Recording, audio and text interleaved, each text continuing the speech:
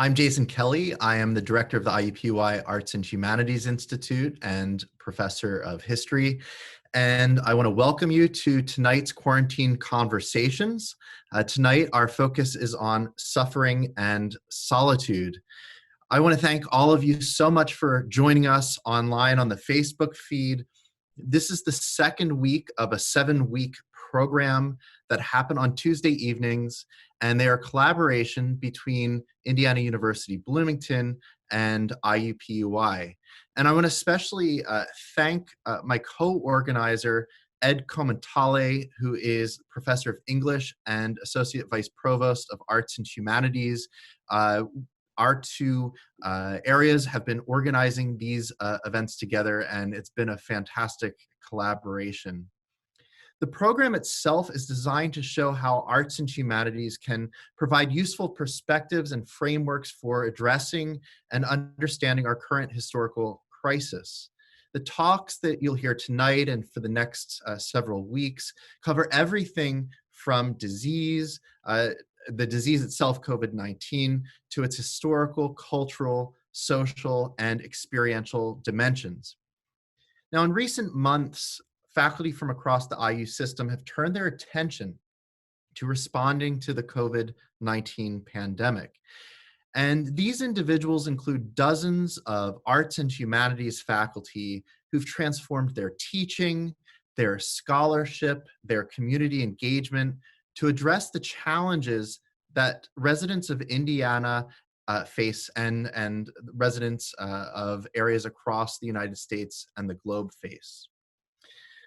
The arts and humanities provide us with an important and valuable set of tools to respond to this historical moment. They provide us with historical context, interpretive frameworks to better understand our social, cultural, and political context and the significance of the moment. They offer us ways to think about our lives and ways to think about how we shape our worlds. They offer much needed critical techniques to affect policy and transform our communications. Art and design focuses on ways that we can transform and respond to our pandemic. So our arts and humanities faculty across the IU system are doing really incredible and amazing work that is transformative. Now, these quarantine conversations are set up so that each person that we introduce has been asked to begin with a significant object. That might be a painting, it might be a poem, it might be an object of some sort, and to expand from there and to delve into bigger issues around their own research. We will be going through each of our 4 speakers this evening and taking questions at the end. Now, before we get started, of course, I want to thank several individuals and organizations. Specifically, I want to thank Indiana Humanities, which has been such an important partner for the arts and humanities on all the IU campuses, and specifically thank Leah Namias for her help in identifying speakers and being a liaison with us with the organization and in the community. I want to also give a special welcome to our alumni who are watching tonight, especially those from IUB's College of Arts and Sciences and from IUPUI's School of Liberal Arts, and of course, the Heron School of Art and Design. We truly appreciate your continued support for our faculty and our work and our students. I'm going to make some announcements tonight towards the end about some upcoming ways that you might be able to get involved in some of the programming that's happening, virtual programming that's happening through Facebook Live and other media. But I just want to point out a couple of things right now to keep your eyes out for. So pay attention to announcements on a program called Food for Thought. It's a new webinar series from IUB's College of Arts and Sciences. If you go to their website, you'll be able to see upcoming information about events. Please join the Arts and Humanities Council at IUB and the IUPUI Arts and Humanities Institute on our Facebook pages. Follow us, find out about new events. For the IUPUI Arts and Humanities Institute, I can suggest our Arts and Ethics seminar. We had one last night. It was absolutely fantastic, and we'll be having several more over the course of the rest of the semester and the summer. And the Arts and Humanities Council in Bloomington, Thursdays at 6 p.m., they have their Thursdays at home. This week's program includes poet Kathy Bowman, costume designer Linda Pisano, and photographer Elizabeth Claffey. And there's also going to be student musical and comedy performances. And that's just some of the events happening on the campuses at IUB and IUPUI. Tonight, as I said, we're focused on the theme of suffering and solitude. Our first speaker tonight is Deborah Cohn. She is Provost Professor of Spanish and Portuguese and the Interim Director of CAHI, the Arts and Humanities Institute at Bloomington. And she recently edited an issue of Review, Literature and the Arts and the Americas on Gabriel Garcia Marquez. And tonight, she is going to be speaking on Gabriel Garcia Marquez, Plagues and the Politics of Solitude. Hi, everybody. I am delighted to be here this evening and to be able to share my love with Garcia Marquez with all of you. He's been very much on my mind recently for reasons that I'll unpack for you over the next few minutes. My plan is to give some background on Garcia Marquez and on the political context within which he rose to fame, and then move to a discussion of my object, 100 Years of Solitude, the novel. I'll focus primarily on the political implications of solitude in the novel, but we'll also explore its representation of a plague, which cuts rather close to home these days. Now, Garcia Marquez hit his stride as a writer in the 1960s, as other Spanish-American writers, such as Carlos Fuentes and Mario Vargas Llosa, were beginning to make a name for themselves, both within and outside of the region. The success of the Cuban Revolution in 1959 attracted a great deal of attention, artistic and political alike, from around the world.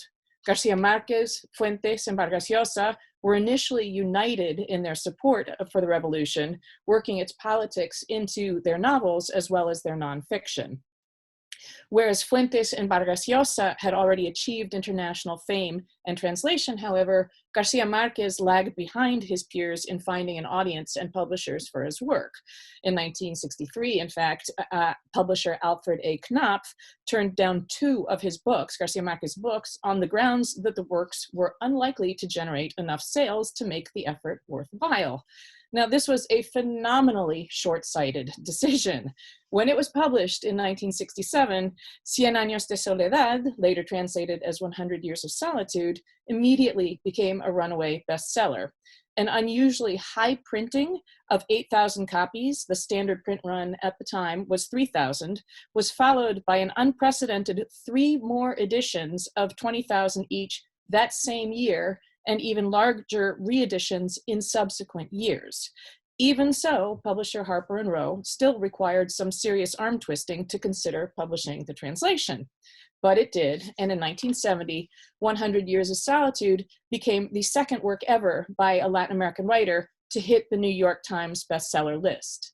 This was just the beginning, though, and the novel has cast a long shadow well into the 21st century. It appeared in Le Mans 100 Books of the 20th Century list. It was the runner-up novel in Time Magazine's Best of the 20th Century list. It was on Newsweek's 2009 Top 100 Books of All Time. And yes, it was in Oprah's Book Club selection in 2004. Now, this success opened up markets around the world. It encouraged publishers to release Garcia Marquez's earlier works and prompted an unprecedented print run of 500,000 copies of his 1975 novel, El Otoño del Patriarca, or the Autumn of the Patriarch. And I'm going to share my screen with you. So you can see this is the front cover of the translation, and next to that is just one of my favorite pictures, which from 2004, which shows Garcia Marquez reading a newspaper which riffs on the Autumn of the patriarch, the headline is El Regreso del Patriarca, the return of the patriarch, and he's basically reading an article on the front page about himself returning. In any case, crucially, the success of 100 Years of Solitude showed publishers that there was indeed an audience for Latin American literature, so that they now were willing to assume the financial risk of publishing more work from the region. Now, Garcia Marquez's literary success also brought him celebrity, which he used to champion political and social causes over the years. He had a long-standing friendship with Fidel Castro, and stopped in Cuba en route to Stockholm when he accepted the Nobel Prize in 1982. It was his way of publicly demonstrating his support for the revolution when all eyes were on him. And in 1994, he and Carlos Fuentes lobbied Bill Clinton at a private dinner hosted by their friends, William Styron, who's right here, and Rose Styron. They were lobbying him to lift the embargo on Cuba. The effort was unsuccessful, but they did all turn to discussing literature, Don Quixote and William Faulkner in particular. Garcia Marquez's politics also made him a target of US surveillance. The FBI started a file on him in the early 1960s that, while technically declassified, still remains almost entirely redacted in the name of, supposedly, of protecting the national interest. He was also, for years, denied visas to enter the US under the Cold War blacklist of foreigners who expressed leftist or other subversive ideas. Now, 100 Years of Solitude narrates the intertwined trajectories of the Buendia family and the town that they established, Macondo, over the 100 years of its existence. The novel starts with the transformation of a virgin world, quote, that was so new that many things still did not have names, end quote, into parcels of land owned by man. It follows Macondo's growth and change from an isolated and semi-utopian society where all had equal access to water and sunlight, tracing the changes in the outside world as the outside world begins to make its way into the town through gypsies and gadgetry, and as political and religious institutions, as well as class structures and technological development begin to shape it. The last chapters of the novel show how the neo-imperial entity, known simply as the Banana Company, takes over the town, culminating in a massacre of thousands of striking workers, and then flees, leaving Macondo in ruins and unable to reverse course. This history, of course, follows very closely that of Colombia, from the emergence of a local aristocracy through the 19th century's civil wars, to the imperialism of the United Fruit Company as it stripped Colombia and indeed many other Spanish-American countries of their resources and control over their political and economic systems.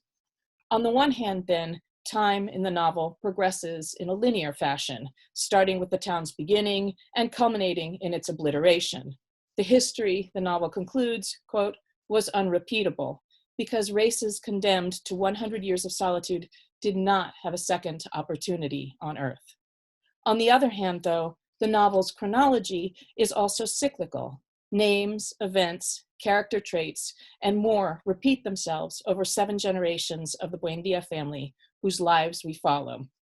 The founding couple, and here I'm shifting to a family tree. The founding couple, Ursula and Jose Arcadio Buendia, have 3 children, Aureliano, or the Coronel Aureliano Buendia, Jose Arcadio, and Amaranta. Of these, Aureliano fathers Aureliano Jose and 17 other Aurelianos, while Jose Arcadio fathers Arcadio, his son. Arcadio, in turn, then fathers Remedios the Beauty, as well as Aureliano II, the second, and Jose Arcadio II, or the second, although neither one of them is technically the second, and indeed, it's never even certain if that each one is who he is supposed to be. As children, they would always trade places to fool people, at raising the possibility that, quote, they themselves might have made a mistake and become mixed up forever, end quote. And so on through the remaining generations of Arcadios, Amarantas, Ursulas, and Aurelianos. Now, students often come to me and tell me that they get confused by the repetition of names. And I tell them that that is the point. It is hard to remember who the different characters are precisely because they don't change. And the repetition of names and traits signals a continuity of behaviors, an inability to change, and which is exactly what brings about the families and the town's downfall. Now, most salient among these traits is, of course, the titular solitude, which is a defining quality of many of the novel's characters. Indeed, the 17 sons of Aureliano Buendia, who were conceived during one-night stands during the Civil Wars, had an air of solitude that left no doubt as to their paternity when their mothers brought them to the Buendia home to be recognized. As a result of their solitary natures, members of the Buendia family are unable to establish connections with others and generally end up retreating completely into themselves. The threat of incest that hovers over the novel from the beginning to its logical or illogical consequence of this, it is the incest is the inability to reach beyond the self.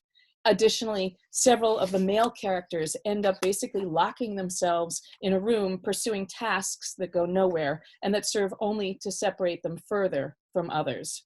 They forging and decorating golden fish only to melt them down and then recast them, trying to decipher manuscripts written in an unknown language, calculating the number of people who were killed in the Banana Company massacre, even though everyone else in the town refuses to believe that the massacre even happened. So completely has the neo-imperial power of the Banana Company taken control of the town's memory and history.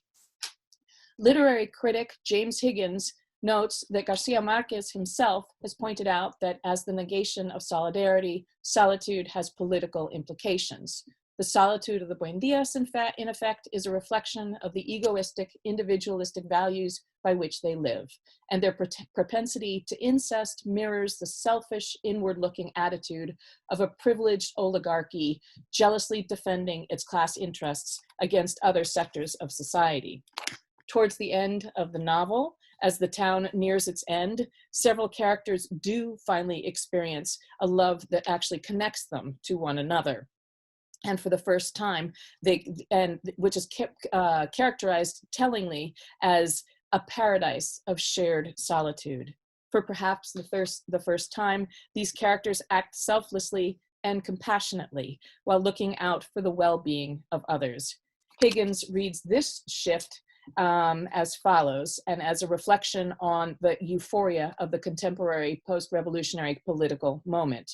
For the emergence of love in the novel to displace the traditional egoism of the Buendias reflects the emergence of socialist values as a political force in Latin America, a force which will sweep away the Buendias and the order that they represent.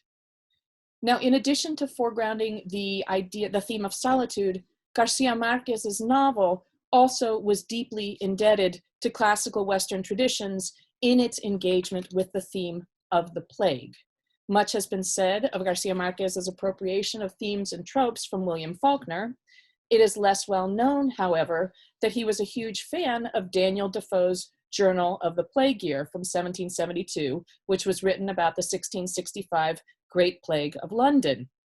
In fact, Garcia Marquez used the work as the basis for a screenplay for Felipe Casals' 1979 film El Año de la Peste, or The Year of the Plague, which transposes the plague from London to contemporary Mexico. The award-winning film tells the story of a doctor who informs the authorities of an epidemic only to be ignored, while the government downplays concerns. Newscasters give false statistics and accuse those who warn of a pandemic of being paranoid and subversive anti-government spokesmen, and the city's rich defend themselves and pretend not to notice as the poor are ravaged by the disease and cadavers pile up throughout the city streets. Needless to say, the movie has been hailed in Mexican media in recent days for its prescience. Now, Garcia Marquez draws on the theme of the plague in chapter 3 of 100 Years of Solitude, when Macondo is besieged by a plague of insomnia, where people no longer sleep but are not tired. When the Buendias realize what is happening, they are unperturbed and simply view it as an opportunity to get more work done.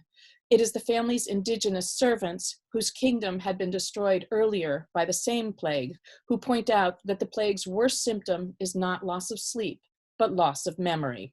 The recollection of one's childhood, then the name and notion of things, and finally, the identity of people and even the awareness of one's own being.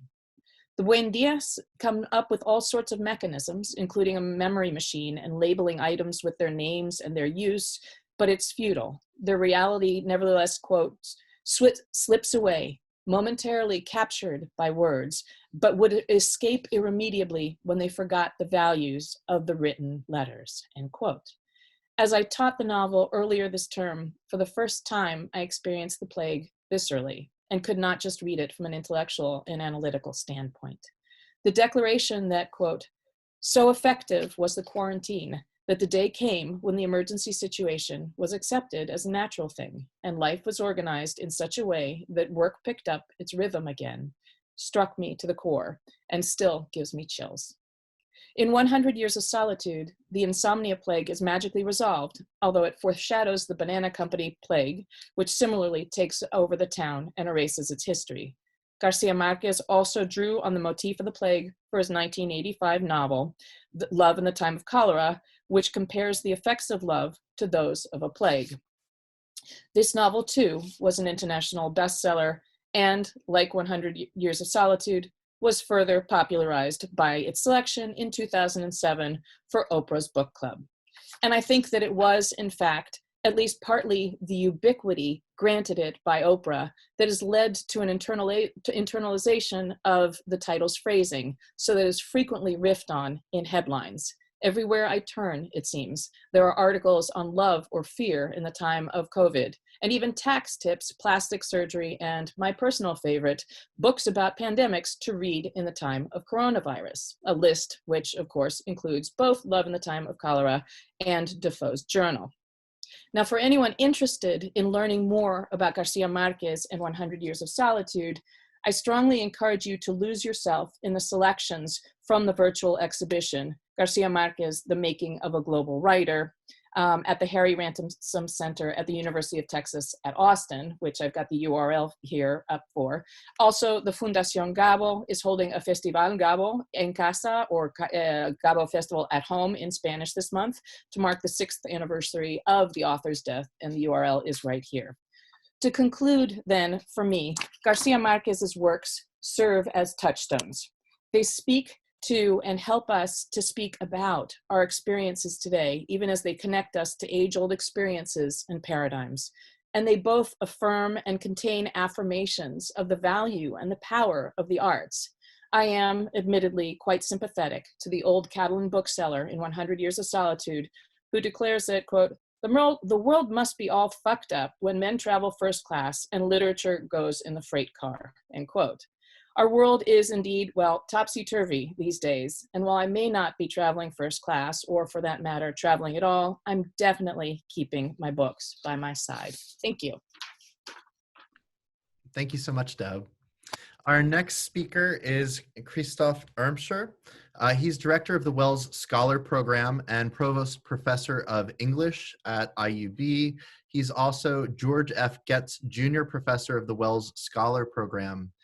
Christoph is a specialist in 19th and 20th century Canadian literature and culture, and he's the author of a diverse and fascinating set of books, including Max Eastman, A Life, and The Poetics of Natural History, which is an edition of the writings of John James Audubon. Today, he is speaking with us on Walt Whitman's experiences and the poetry of mass suffering and death during the Civil War.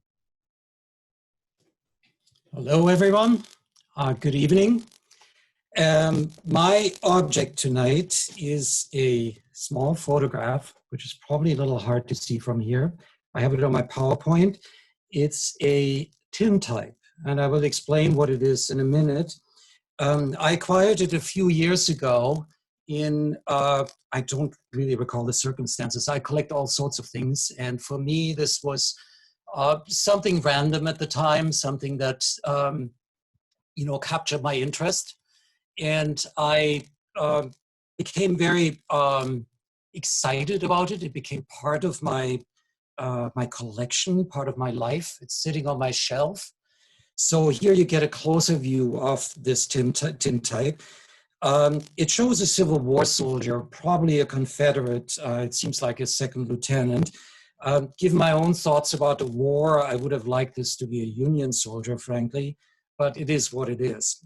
The young man is smiling as if proud of his new uniform. There's a certain cockiness about the way he presents himself. His body is tilting to the left, his hand is stuck into his jacket in a kind of pseudo-Napoleonic gesture. The portrait radiates confidence. And I'm struck by how old the uniform makes him look, by how young he really is. His face is unlined without even the shadow of a beard. I don't know who this boy is. If he's someone's ancestor, if he came back from the war alive, he's certainly not mine. I was born an ocean away, and if my ancestors fought in any wars, there are no photographs to document that. Tintypes were cheap items. They were in a way, it's probably safe to say, the Polaroids of the 19th century. And their heyday was indeed during the Civil War. You didn't have to know a whole lot to make them, in fact. The photographic establishment looked down their noses on tintypists who toured the camps and the battlefields and would offer to do 4 images for 50 cents or 75 cents, just a very low amount, and you could then take this tintype and send it to your mother or to your sweetheart back home. The name tintype is actually quite misleading.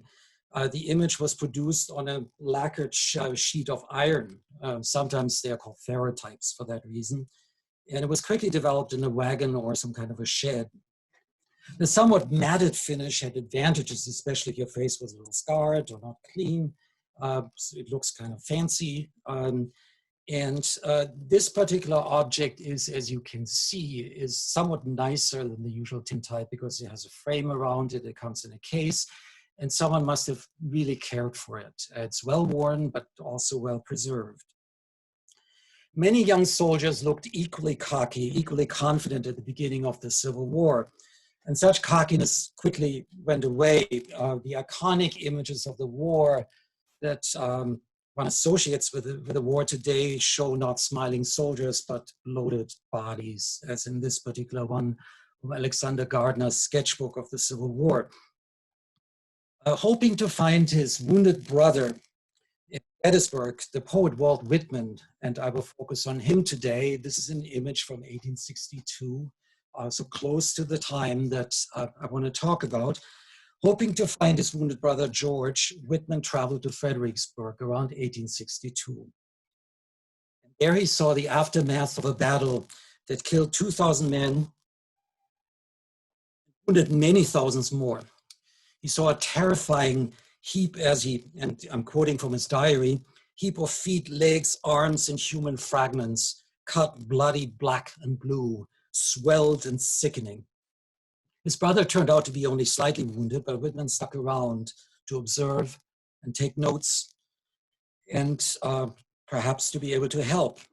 He saw men in all kinds of agony, doctors in blood-spattered clothes, hell on earth, as it seemed to him.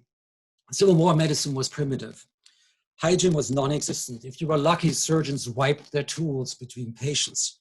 For every 3 soldiers who died in battle, 5 more succumbed to various kinds of illnesses: dysentery, typhoid fever, malaria, measles, and so forth. For doctors, the war was a medical emergency in which, not unlike in some of the pandemic hotspots today, triage consisted in determining who was the least likely to die. As early as 1861, a Kentucky doctor who was writing a letter to his father said his only thought was, how can this useless dying end? And he had 4 more years to go. Whitman, the poet Walt Whitman, had begun his poetic career with hymns to the beauty of the human body, and more specifically, the male body, as well as the virtues and joys of male attachment. When the war began, he was still in full chanting the body electric mode. This is the title of one of his poems. On Christmas Day, 1862, and that was in Fredericksburg, he composed a poem, however, that unlike many poems in Leaves of Grass, and this is Whitman's great decades-long worth of poetry, remained virtually unchanged. Whitman was a great reviser, but this poem basically kept its shape. And that poem is a sight in camp in the daybreak, great and dim. Image I want to keep you, I want you to keep in mind as I'm looking at this poem. It was actually taken at Fredericksburg.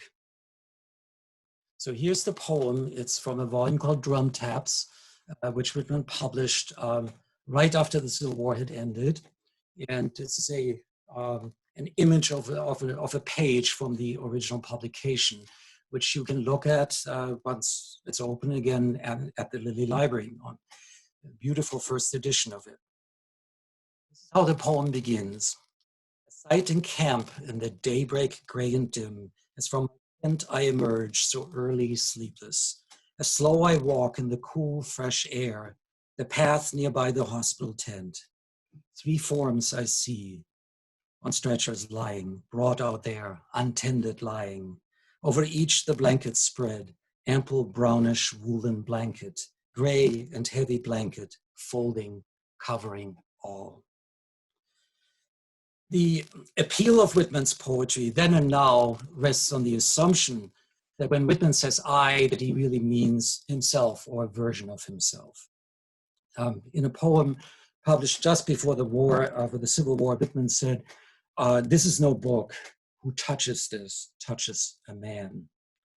And indeed, if we look at the beginning of this poem, you feel that we are right there with Whitman as he leaves early in the morning his tent after a sleepless night. We get so close to him that it almost seems like we feel him walk, or rather stumble. He does some unusual things with language, and I just want you to look at the beginning of the 3rd line, as slow I walk. It's a very insignificant thing when you look at it at first, but he's not saying as slowly I walk or I walk slowly. He's inverting things. Where he is supposed to use an adverb, he uses an adjective. Where he's supposed to really keep the syntax intact. Slow I walk, and we almost walk with him as we read that line, and that's very important. It's a clumsy sentence, but it's meant to be. It's meant to be an awkward thing, because this is an awkward thing that Whitman is doing. The emphasis is not on Whitman. It's on us being with him in this particular moment. His walk is kind of weighed down by the experience. It's as weighed down as the bodies are weighed down. These are untended bodies because they are dead. No one is taking care of them. Nothing can be done for them anymore. And they are also weighed down by the blankets that cover them. We can even feel the color of those blankets, brown and gray, and these are actual Civil War blankets in this image. We move to the next section of the poem. It starts slowly to curious I halt and silent stand. Again, you get these adjectives that should be silently I stand, but we are pausing with him.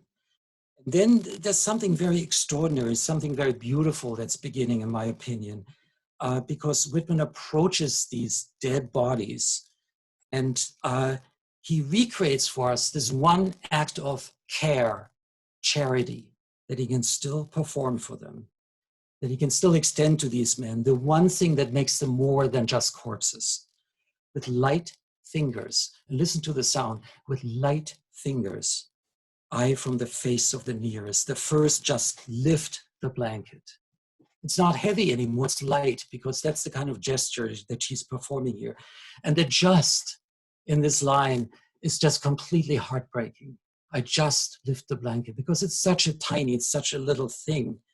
That's all he can do.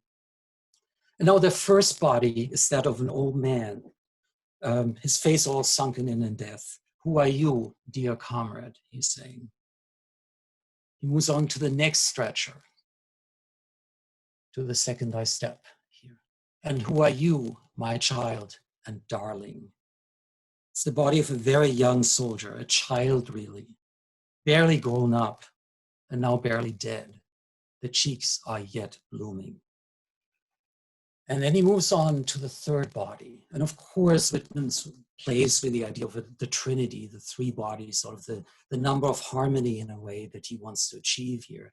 He steps over to the third, a face nor child, nor old, very calm, is of beautiful yellow-white ivory.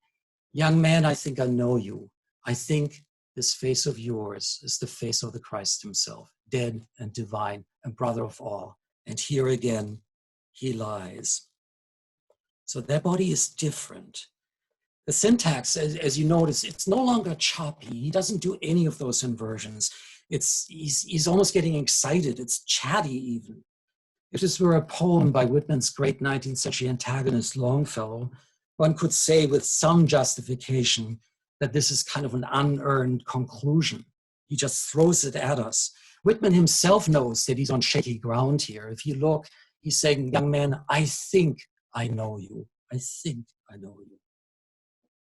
The poem was written on Christmas Day, so of course that kind of suggests the title. But we also can virtually feel Whitman's eagerness to make some sense of what he sees here, to make some sense of death, some sense of the killing, to elevate the suffering that he's seen, to give some spiritual significance to it, or as critics would have said, and Whitman has been criticized for his Civil War poetry, to sentimentalize it. The Trinity that he sees allows no divisions between North and South. It ignores the politics behind the war. More importantly, it ignores race. Instead, he seems to be reaching for religion, to some kind of easily available comfort, which is not like the Whitman of Leaves of Grass in 1855, when he made this big splash by publishing this revolutionary poem that upset the history of poetry. This is the same Whitman who once described death as something organic, as something temporary. Everything comes back.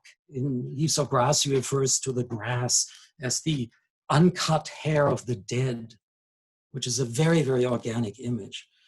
What happens in Fredericksburg, though, is that Whitman, and this is why I wanted to talk about this poem, where Whitman suddenly is confronted with the finality of death.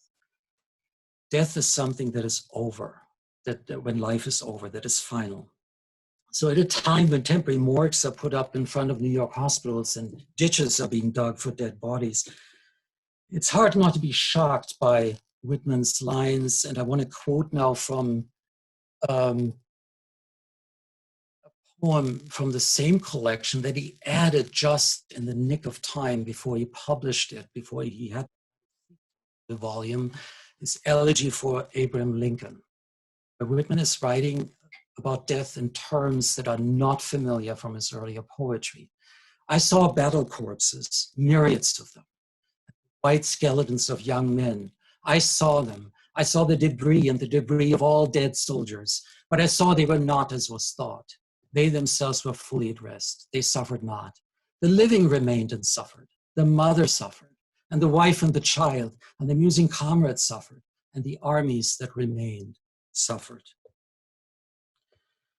Let me just say, sort of as a way of wrapping up, that I don't think that a sight in camp at daybreak, gray and dim, is an inauthentic poem. It might be sentimental in some ways. A pandemic is not a war, though there are no doubt similarities, but demanding that not all dying be considered useless, performing acts of care, of charity, however significant for the dead, recognizing them for who they are, even if we don't know their names, as is the case with my Civil War soldier, strikes me as something that in the days of COVID-19 is weirdly authentic. Whitman does not analyze and indict, both of which is necessary, and I'm not going to deny that. But unlike the powerful in-charge poet of the 5 Leaves of Grass, Whitman in this poem, stripped of his posturing, appears completely vulnerable, like the men to whom he tends. It might not be a good poem, but I would say it's a poem that's good for me. It becomes more human, more like the kind of person I find myself to be these days. desperate to help yet unable to do that in significant ways, resorting to familiar words of comfort as Whitman does, hoping that perhaps it might turn out in some way to be more than just words. Thank you, Christoph. Our next speaker is Shannon Gayk. She is the director of the Medieval Studies Institute and associate professor of English at IU Bloomington. Her writing and scholarship focuses on the literature, art, and religious culture of late medieval England, and she's the author of Image, Text, and Religious Reform in 15th Century England. And today she will be talking to us about hermits and self-distancing and the cultivation of the inner life. I'm so delighted to have the chance to talk about these materials, which have been important to me in many ways for years. Over the last couple of weeks, many of us have actually found ourselves in an uncomfortable and somewhat odd place. Normally, most of us live what ancient medieval thinkers would call the active life. We are out and about in the world. We work and we make and we produce things. We interact with society. We generally just feel useful. But for many of us, COVID-19 has kept us away from our places of work, from our hobbies and all the external activities that occupy our days. Sheltering in place has, in a sense, turned many of us into recluses, hermits, monastics. Like them, we take a vow, in a sense, of stabilitas, of stability, of staying put, though I suspect most of us are really very grateful that this is temporary. So tonight I want to reflect for a few minutes on a set of people for whom self-distancing was also voluntary, but for whom it was permanent, who turned from the active life to a contemplative way of being, and who saw isolation as especially well suited for encountering those elements of ourselves that are often crowded out of an occupied life. So it's always been the case, of course, that some people have been drawn to the eremitic life. Writers, philosophers, nature lovers, mystics, and occasionally scholars.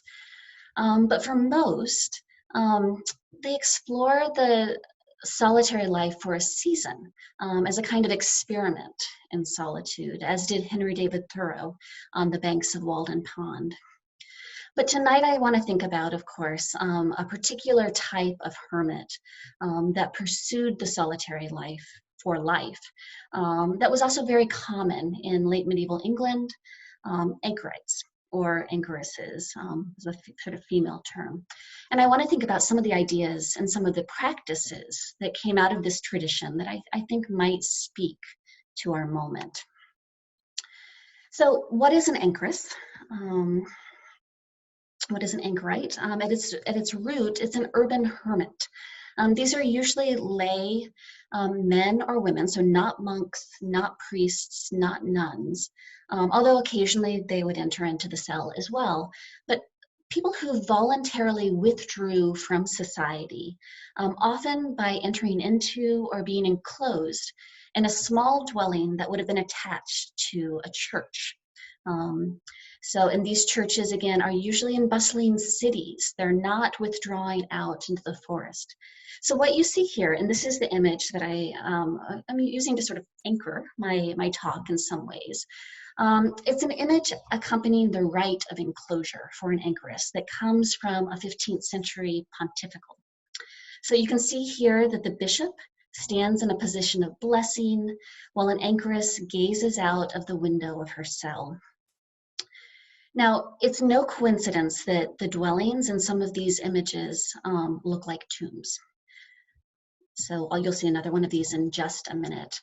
When an anchoress or an anchorite entered into her cell, she was basically becoming dead to the world. The enclosure rituals were essentially funerals. So the bishop would preside and would recite the office of the dead. The anchoress would be given last rites, and then she would enter into the cell. And upon entering, she effectively became dead to the world. So I like to think of these sort of as the medieval living dead, not exactly zombies, but somewhere sort of in between living and dead. So this is carried further, or sort of it goes into more depth in many of the guidebooks that are written for anchoresses in this period, which indicate that using their free time, anchoresses should spend some time digging with their hands into the earthen floor of their home. And I'll just quote this: "They're digging the grave in which they will rot." So to enter the anchor hold was to confront your mortality. We also have some suggestion that there were occasions of some anchoresses being bricked into these spaces as well, but this doesn't seem to be the norm in any way. It seems to be largely a symbolic enclosure, as well as a physical one. So I realize that this sounds rather macabre, but the logic of the anchor hold and of enclosure, or in this logic, death is actually the beginning rather than the end of the anchoress's life. So here you can see another image from a pontifical that also shows a bishop blessing an anchoress as she's going into her cell. But I love this image because, as you can see here, you see that movement into the cell. You don't see her face. She is actually turning her back to the world and leaving it behind. But the fact of the matter is, and this is one thing I want to think about tonight, is that anchoresses, anchorites never really left the world entirely behind. Their dwellings are liminal spaces. They're situated between life and death, between the church and the city, between heaven and earth. So I'm going to give you a little bit of an overview of anchoresses, a little bit more, before I move on to talk about what the things they learned about self-distancing, about solitude and isolation might have to say to our moment. But as you can see here, this is a chart from one of the classic works on anchoritism by Anne Warren. But you can see here that anchorites, or the anchoritic life, became really popular beginning in around the 12th century, and then it diminished as we head into the Reformation in the 16th century. The 13th century in some ways represents the height of the movement. You can see there's 123 women that were enclosed here.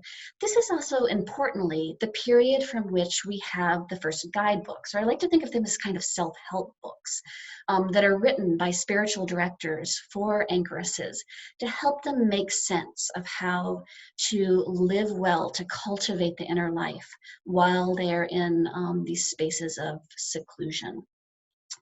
So, so we have hundreds of men and women enclosed in the later Middle Ages, but you'll also notice here that this was a more popular vocation for women than it was for men. And there are a number of reasons why this could be the case, but one of them might be that women simply didn't have as many options for religious careers as did medieval men.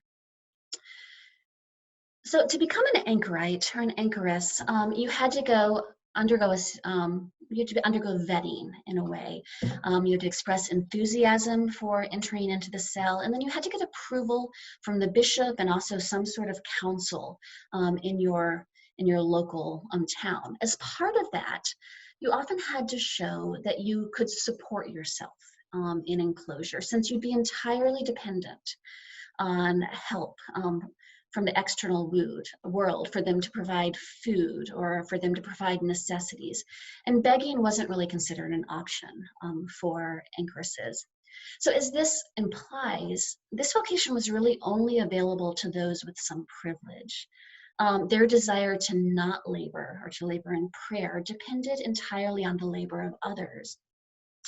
And I think in some ways this is not unlike the situation that many of us find ourselves in this moment, in which those of us who are in quarantine or self-distancing have become acutely aware in many ways of how our ability to do so relies on the labor of others who have to remain out in the world. So we have these numbers, but what was an anchor hold like? Very few of these survive, as you can see from the architectural diagram that I have here. You can see the cell, but we have cells that are attached to usually parish churches. They could be other religious buildings as well. But few survive because after their Reformation, most of them were either demolished or repurposed. Some became almshouses, some became Sunday school rooms, some of them were even used as boiler rooms. The written sources, though, do tell us that there was a good deal of variety in the shape and the form and the size that these houses might take. I like to think of these as the kind of original tiny houses. And some of them were indeed quite tiny. The smallest one that we know of, actually at Compton, where we have this, this diagram suggesting, the smallest one, it was at Compton, and it was essentially the size of a tomb. It was at 6.5 feet by 3 feet. So I want you to take just a moment and try to imagine spending your entire life in a room that may not even be sort of big enough for you to fully stretch out in. Admittedly, this cell, we're told, did have a sleeping loft, like many modern tiny houses. Others were small, but a little bit bigger, so 8 by 8. And you can see there an image of one of the anchor holds and see how it is attached, abutting the side of a church. So other anchor holds, though, were bigger. They contained more rooms.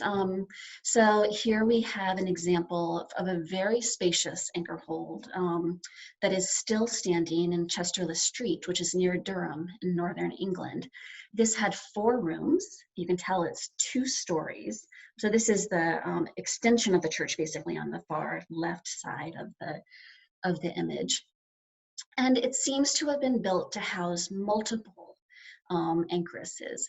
So apparently it was not that uncommon for anchor holds to hold more than one person. So Solitude here was meant to be shared, communal. These are not abbeys or monasteries, but they are sort of potentially small communities of people who are seeking solitude together.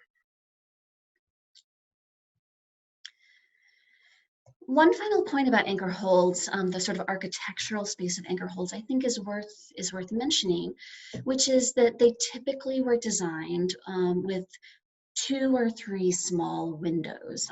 One that looked into the church, and you can see an example of this on the slide where you have the kneeler looking into the church. It was probably smaller than that in the Middle Ages. My guess is that has been expanded. That's a church at King's Lynn. There's also a window that looks out to the street, and another window possibly that looks into a parlor or a second room where the anchoress's servants, who would run errands for her and things like that, may have slept, or where she might have been able to have meetings with people who came for counseling. The windows are important because they remind us that while the anchoress might technically be dead to the world, they're not really cut off from it. In part because they're seen as holy, because they've sought out this very unusual form of life. They're also sought out for advice about it. But the windows also pose a threat to the anchoress's desire to cultivate the inner life. One thing that becomes clear in the sort of medieval self-help books to anchoresses is that that distractions, restlessness, temptation filtered in through those windows from the outside world. So the guidebooks are very explicit about this, telling anchoresses, do not be over fond of your windows. And one of them says, the more a recluse looks outward, the less inner light she will have. So they were there out of necessity, but the anchoress was encouraged to avoid them. I actually think that if a modern anchoritic rule were being written for a particular moment, the equivalent, the analogy might be to avoid inordinate attention to social media or to our news, which are, of course, our current windows to the world. So the windows allow that kind of commerce with the world. The anchoresses are also warned against other sorts of over-engagement with the world. And this is one of my, I've put up on the screen, one of my favorite moments in this 13th century guide to anchoresses. That gives us a sense of the realities of what life was like for their self-distancing. So the passage says, "Unless need compels you, my dear sisters, and your director advises it, you must not keep any animal except a cat. An anchoress who keeps animals looks more like a housewife, as Martha was, and cannot easily have peace of heart and be merry, Martha's sister. For in such case, she has to think of the cow's fodder and the herdsman's wages, say nice things to the hayward, call him names when he impounds the cow, and pay damages nonetheless." So the suggestion here, of course, is that anchoresses should not continue to be overly involved in the world. They should not become farmers. Elsewhere in the text it says they should not become post office, which might have been a temptation. Where else are medieval people going to leave their letters? With someone they know is always going to be there. So they stay in place, but they're encouraged to always move inward. So what can they teach us about self-distancing? I think one of the first things they can teach us is that solitude, isolation, self-distancing, withdrawing from society for whatever reason that we do it, has never been easy, even for those people who see it as their vocation, as for those people who seek it out. My favorite anchoritic example of this is the case of Christina Carpenter, who's the anchoress of Cher. In some ways, she's one of the more famous medieval anchorites now. But Christina Carpenter was apparently as a young woman, she decided she wanted to enter into a solitary life in an anchor hold in Cher in Surrey. So she went through all of the appropriate preliminary matters, beseeching the bishop. She asked, as the quotation says, she wants to do this for the fulfillment of a better life. This was considered a more ideal life than the active life. And so she is admitted into an anchor hold. Within a couple of years, though, there start to be reports throughout the countryside that she is gadding about, that she slipped out of her cell. This is brought to the bishop. It's brought to other people, and she eventually decides she wants to return. And she petitions, as you can see from the second quotation, she petitions the bishop and ultimately is allowed back in. One of the things that this reminds us of, though, is that, as I've already said, she thought she wanted to be self-enclosed, but it wasn't necessarily suited to her. We don't know anything about her, so presumably after this, presumably she stayed in the anchor hold. But it's not necessarily easy, even when you seek it out. Christina's story has inspired actually a lot of modern media. So a novel, a play called Caritas, an operetta, and a film, which I've shown you an image of here. I think one of the reasons that this story is so appealing to modern writers is that the idea of a young woman choosing to be enclosed for life feels perverse for us. A story of escape, on the other hand, speaks to our sort of inherent discomfort with the hermetic or the solitary life. But stories of runaway anchoresses like Christina are actually few and far between. Even so, as I've already begun to suggest, the guides for anchoresses suggest that the challenges of the solitary life, restlessness, distraction, impatience, purposelessness, were something that everyone who entered into this way of life was encountered.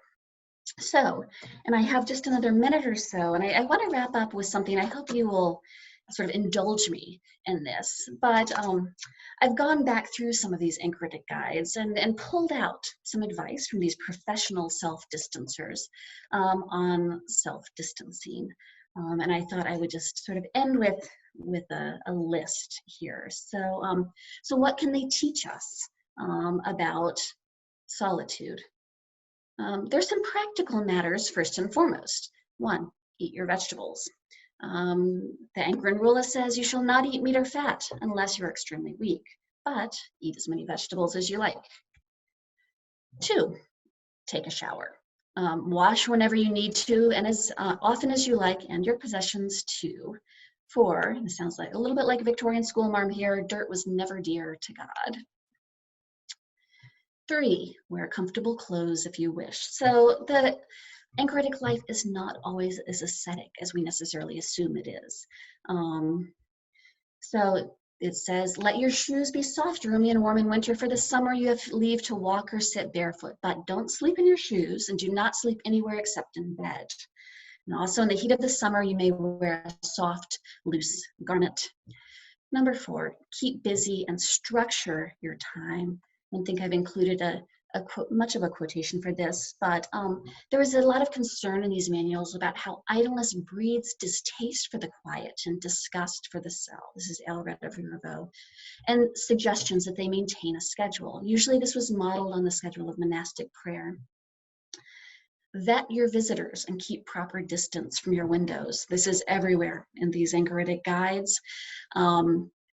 So as I've already said, they're warned against being too close to their windows, but they're also told to have their maidservants don't just let people in. So that the visitors, but last and most importantly, no matter what, remember to attend to the inner life above all and be patient with the process. So advice that I think still stands, even though it's from 600 or so year old guides. I am out of time, so I think I'll wrap up there, but perhaps in questions and answers, wanted to talk about the most famous anchoress of all, Julian of Norwich, but we can save that for later. Thanks so much, Shannon. That was great. So our final speaker tonight is Kenzie Latham Mintus. She is an associate professor of sociology at IUPUI. She's a fellow of the Gerontological Society of America, and her research interests include health and aging with an emphasis on disability, as well as chronic illness and the experience of that in later life. Dr. Mintus serves on a number of journal editorial boards, including the Journals of Gerontology, Social Sciences, Journal of Aging and Health, Journal of Family Issues, and PLOS ONE, and she's published over 25 scholarly articles and chapters. Good evening. But today I'm going to discuss the relationship between social isolation and age and explore how COVID-19 has uncovered and exacerbated existing vulnerabilities among older adults. I'd like to begin reading this quote from Atul Gawande. Human beings are social creatures. We are social not just in the trivial sense that we like company, and not just in the obvious sense that we each depend on others. We are social in the more elemental way. Simply to exist as a normal being requires interaction with others. What I think this quote illustrates quite well is that fundamentally we need to be connected to others, and when we are not, our mental and physical health suffers. Previous research has shown that social isolation is as deadly as smoking 15 cigarettes a day. We're all well aware of the public health risk associated with smoking, so you can just imagine the magnitude of this effect when we're talking about social isolation or the lack of social contact with others. A lack of social ties is associated with heart disease, shortened life expectancies, and premature aging. People who experience social isolation, chronic social isolation, age biologically faster. One of the things that's important and can be highlighted from sociological research is that social isolation is socially patterned. What this map shows are the areas within Indianapolis where seniors are most at risk of social isolation. Using an index based on socioeconomic characteristics, living arrangements, and physical limitation, Townsley, Nowlin, and Comer were able to identify pockets of high levels of social isolation risk. And these were mostly urban centers. So just living in high population density areas is not enough to protect older adults from social isolation. You can be socially excluded despite being surrounded by others.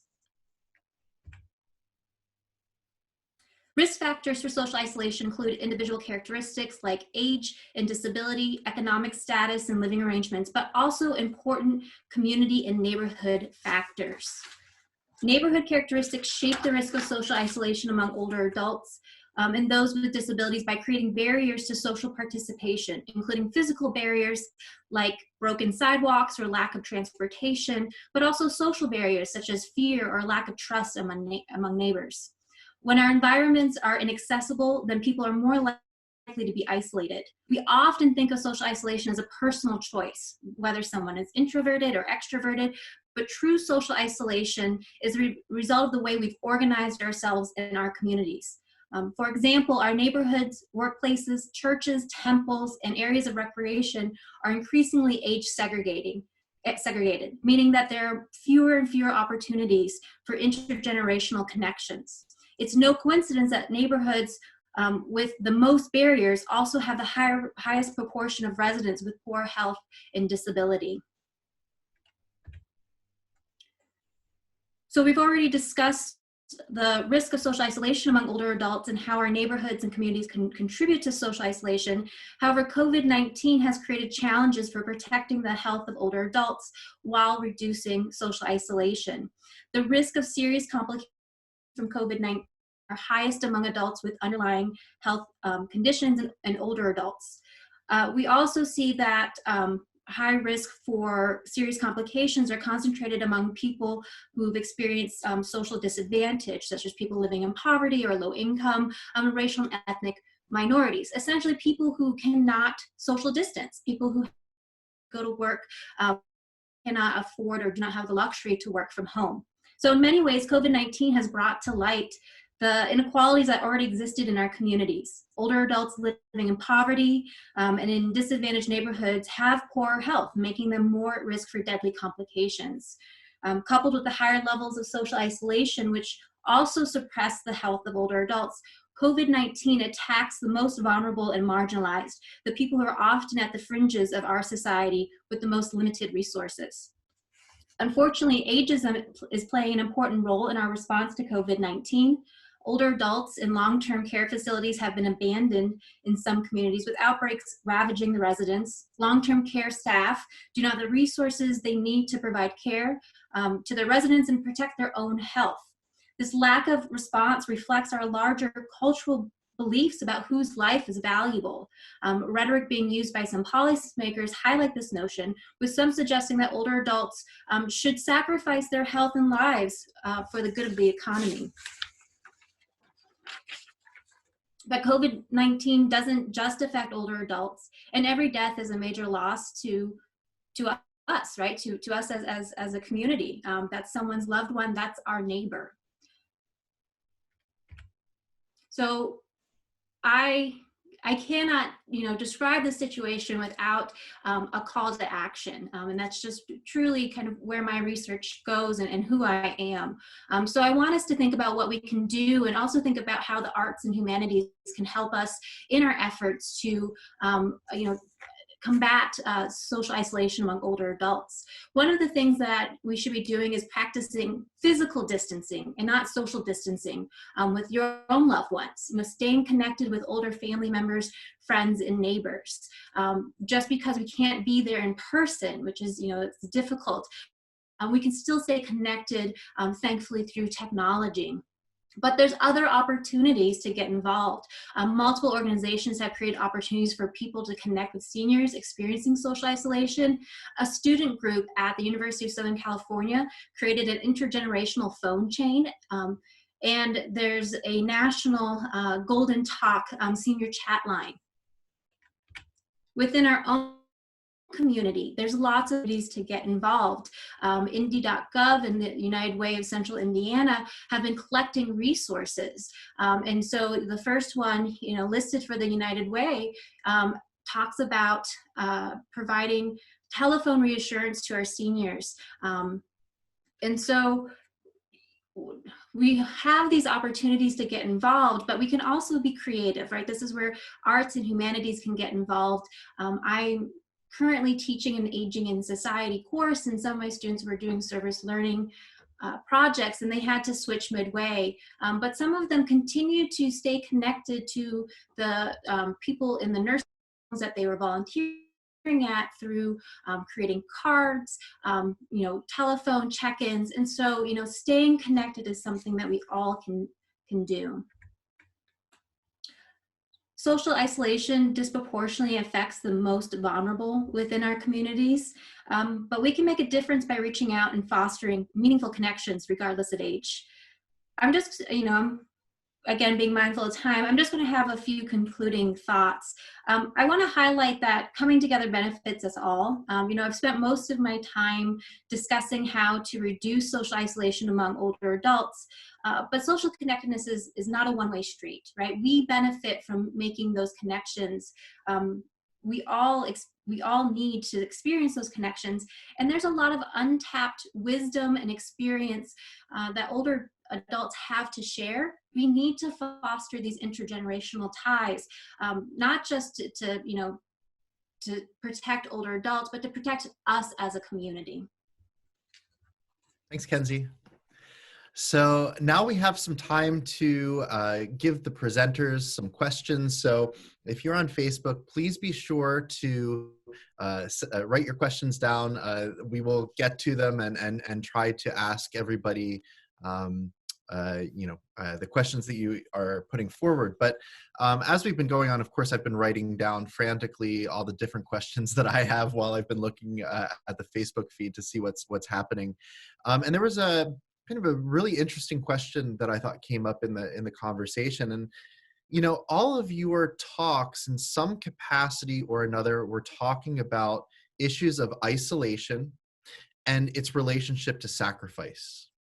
And those concepts of isolation and sacrifice have deeply moral meanings, both in our contemporary context and in our historical context. So I was wondering if you might be able to talk to us about what those things mean in your practice. And this might be in your interpretation of the texts you've presented or the objects you've presented today, and what that might tell us about our contemporary society. I started with the easy question first. I can take a stab at it if no one else. Social isolation and social distancing requires us to recognize our role as a community, as a group of people, and so making small sacrifices for the greater good. And I think, sometimes it's hard because we can't see the risk, right? We don't know who's going to be impacted by COVID-19, that we all have together and recognize that it's giving up something, a little bit of something to help everyone around us, right? And so again, it's that recognition of being in a community together. I could maybe jump in here. I think that in the case of, I'll focus on the novel, there is no recognition on the part of the Buendia family of the needs of others, and there's less the sacrifice is not made for others, and it's precisely that inability to think of the others, and that the isolation is completely self-centered, as is the surrounding by community, and it's for the social gain and advancement of the family, and that's ultimately what dooms the community. I think that obviously in these medieval texts, the sacrifice of the active life for the contemplative life is driven by a really deeply rooted sense of hope, a hopefulness that solitude, that isolation will have some sort of meaning at some point, even if that meaning is not evident in the moment. We do get evidence of that in some of these texts, where the spiritual director will say to the anchoresses, there may be some times when you feel nothing, when you have no experience, when you don't, when everything feels useless. but be present to it. And I think that that's where a lot of us find ourselves as well, is like not being able to see the big picture. But the anchoritic manuals suggest that that is just the nature of being human, and that one needs to sort of live by hope. And part of the sacrifice is driven by that hope.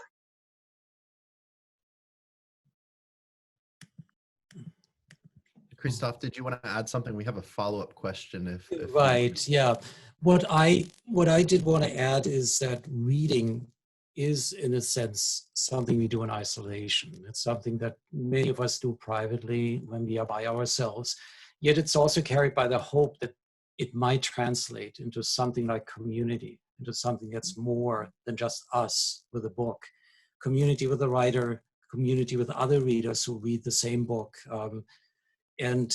Whitman's work, and that's why I wanted to focus on Whitman today, is carried by that hope that what he does is not just literary, that there's something that spills over from these acts of virtual community that he pursues in his work into something like togetherness, attachment, adhesiveness is the term that he uses for that. And what the Civil War really does to him is, in a sense, crush or change his view of how much of that is possible. He recaptures a lot of that in the years after, but it's a shock to a system that never quite leaves him. And sacrifice enters into that as well, of course. I mean, the poem that I chose for today is a poem about sacrifice and about the sacrifice that war means, suffering and so forth. And also the notion that he is somebody who's a non-combatant, who is not a fighter, that he's not part of that sacrifice, except again in a virtual way. And that he needs to do something in writing that approximates that somehow, making his writing more intense, making the reading more intense. So there's a follow-up question here, which is, how do the conversations and controversies about the value of human life versus economic prosperity figure into your respective work? Another very, very complex question.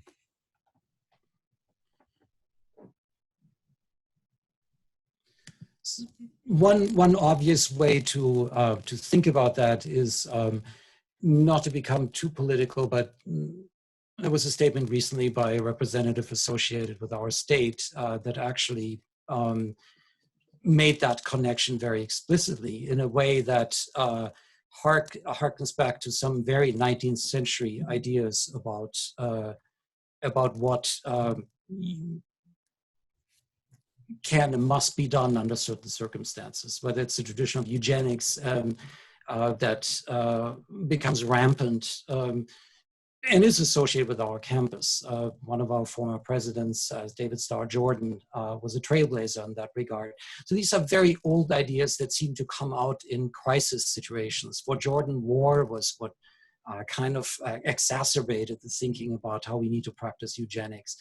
And I find this very, very troubling that this comes to the fore in these situations, because the thinking is really behind it is not just we need to get the economy going. It is willing to accept that certain sacrifices need to be borne by people who are deemed to be dispensable. And we know that COVID-19 affects people in uneven, unequal ways. This is not often publicized, but Kenzie probably knows. Kenzie's presentation goes in that direction. But you know, when we talk about the way African American communities are, for instance, affected by the spread of the virus, this is definitely something that we seem to be losing sight of in the public discussion. It's barely ever addressed on a national level.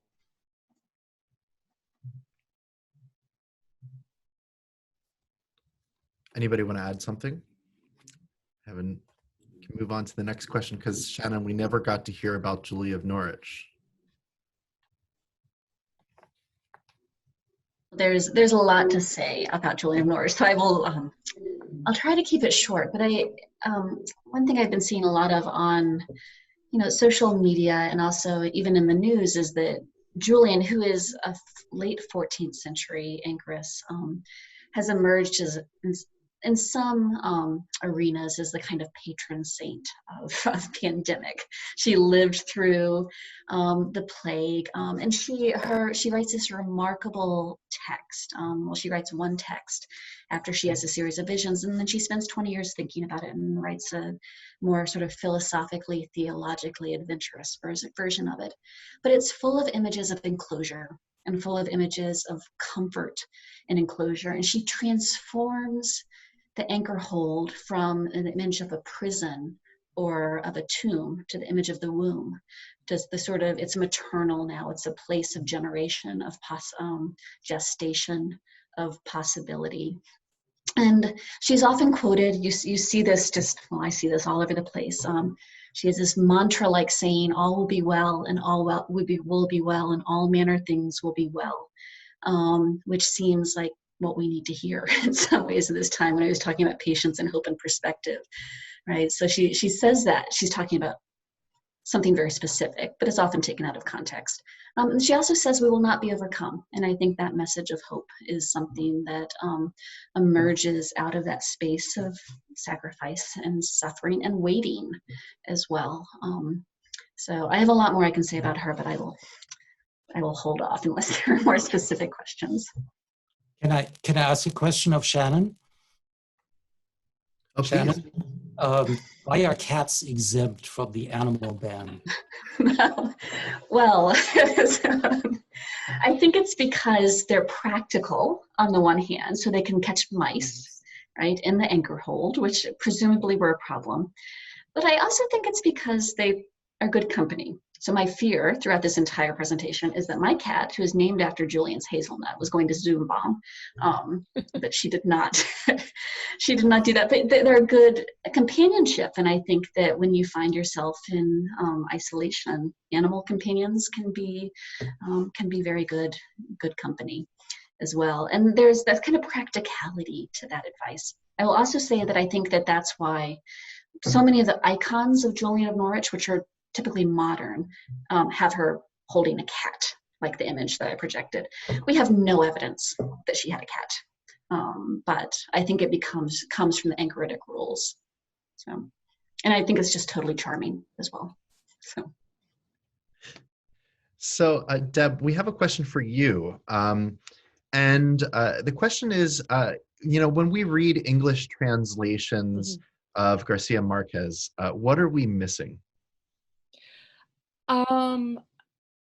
For the most part, not a lot. The translators, Garcia Marquez's translators from the English have been fabulous. Garcia Marquez always used to take a Borgesian take on it and say, oh, he liked the English translation much better. And that wasn't that much of an exaggeration. Gregory Rabassa, who did the translation, basically, Garcia Marquez has waited several years to be able to have Rabassa translated on the recommendation of Julio Cortázar, because Rabassa had done Hopscotch. Cortázar had loved it. And so he said, he told Garcia Marquez, if he's busy, wait for him. And that was perhaps the best thing that he could have done. The 100 Years of Solitude, it was either 100 Years of Solitude, it might have been Hopscotch, one of the two of them won the inaugural National Book Award for translation. So Garcia Marquez from the beginning has been lucky to have a series of terrific translators, and Edie Grossman, who took over in later years the translating, also has done a terrific job. So, nothing is perfect, but you're in good hands. I have a quick question for Kenzie. Kenzie, with all of the social isolation, and your map did a wonderful job demonstrating this, that's happening in Indianapolis, specifically among older populations. What is being done well, in your opinion, to combat that? I think what we see are communities coming together, really kind of grassroots movements. Through social media, people can connect, and recognizing that there is still a technology divide that we have to be very mindful of. I mean, part of what I was trying to get at with my presentation is that because social isolation is socially patterned and it's tied to material resources, right? The efforts that we have that are dependent on iPads and, you know, people being reached out to through social media, we might still be missing the most vulnerable. And so it's really the people on the ground who are checking on their neighbors, right? Who are, you know, recognizing that they need, you know, we're all in this together, right? So I think, you know, there's a lot of resiliency, and I'm quite pleased whenever I hear good examples, but where it's coming from is it's coming from the communities themselves because they know what they need. Thank you. I have one last question for all of you. It's actually 4 questions, and you can answer one of the questions.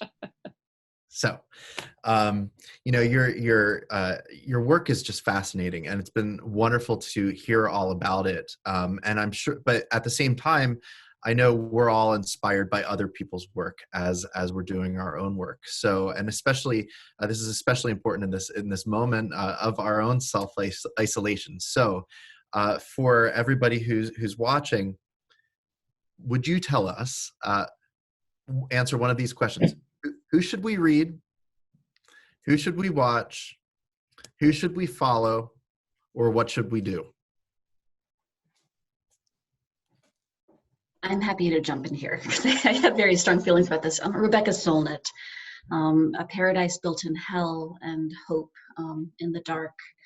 Her thinking about catastrophe and crisis and emergency, and how it affects sort of what it does, the possibility that it holds, and the hope that comes with uncertainty, I think has been really helpful to me.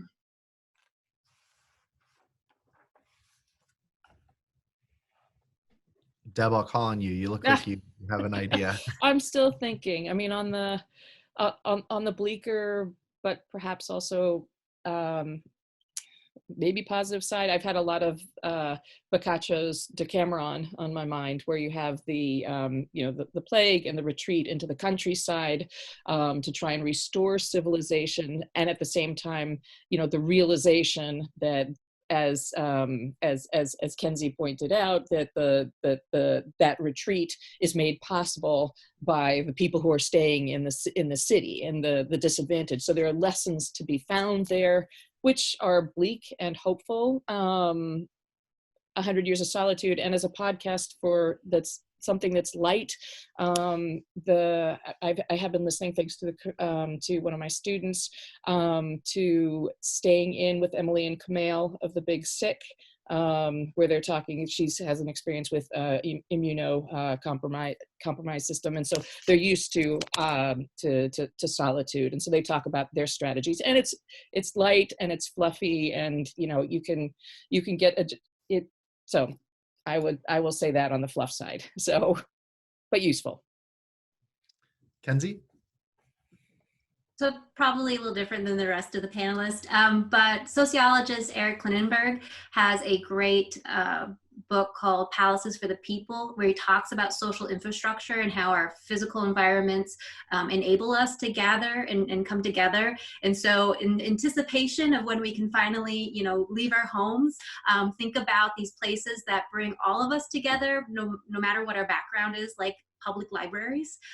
So I think it's one of my favorites, and I'm rereading it right now. And I, unsurprisingly, have been reading Whitman, part for this presentation, rediscovering Whitman, immersing myself in Whitman again. But I've also made time for reading entirely new books and I just, because I had to review it, but I also got a lot of fun out of it. Why Fish Don't Exist. I mentioned David Starr Jordan by Lulu Miller. It just came out. It's a fantastic book. It's a great read. It's exhilarating. It's fun. And you're in the company of someone who might be familiar from NPR, the Invisibilia, but also Radiolab. That's just a fun way to spend the time. And I've been sort of delving into podcasts again from past Radiolab episodes as well. Fantastic. Well, thanks again for presenting this week, and thanks to everybody who's joined us this week. I want to thank Ed Commentali. He is just the driving force behind this and has done a fantastic job leading all of this. The IU Arts and Humanities Council as well, Indiana Humanities again. I want to make sure again to send you to the IUPUI, the IU Arts and Humanities Council, to go to their Facebook, go to their Twitter, go find the new events that are coming up. Again, Thursdays at home are great. There is wonderful online content. If you're on this Facebook page, you've seen some of the other stuff that's been done in the past. You can go look at that. And of course, to follow the IUPUI Arts and Humanities Institute online as well. We're easy to find if you can remember the acronyms. So we are at IAHI Indy. That's IAHI-INDY. And finally, please join us next week for Quarantine Conversations when we're going to be talking about social life and its negation. And remember, I think if we've learned one thing today, it's do not be overfond of your windows. Thank you. Thanks. Bye. Thanks, Jason. Good night.